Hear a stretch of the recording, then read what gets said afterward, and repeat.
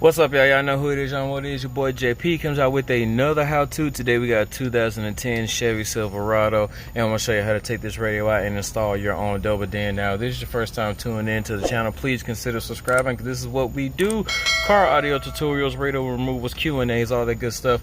Without further ado, let's go ahead and get into it. First thing we want to do is come down here and just pop that first part off. It's just gonna make it easier because there's this little lip that's behind there. This part we're not gonna worry about, but this is the first thing that I usually do. Next, we're just gonna take our hand and come right there on that edge.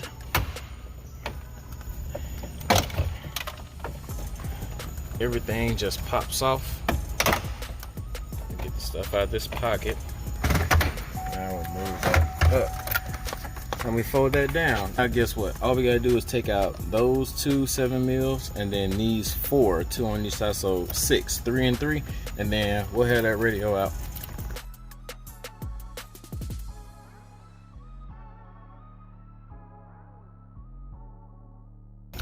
All right, y'all. So now that we have all those out, we just want to go ahead and drop the AC and pull out the radio. Come back here to the back and take out all these harnesses. All right, guys, and that's it. We have, all right, guys, so here you see that factory radio. We have it taken out. Now let's go ahead and get over to our test bench and get our deck prepped. The dash kit prep is actually pretty easy, and don't worry, I will have all these links in the description, but it just comes with 3 pieces. This literally just slides in the little mounting holes like this. So let's see if I can get it with one hand. Boom. The one in the back didn't go. All right, so you just slide this, R for the right, L for the left. Make sure that the part that's poking out, see, this is recessed, this is poking out. Make sure the top part is like that, and the recessed part is in the bottom, because our AC is going to go on top of that. To have that like that, we're just going to slide it over our radio like that, and then we're going to take the screws that came with the deck, put 2 in on each side. Now that we had that thing mounted, it's looking good, set up how we wanted to. Now let's go ahead and take this thing back inside the car.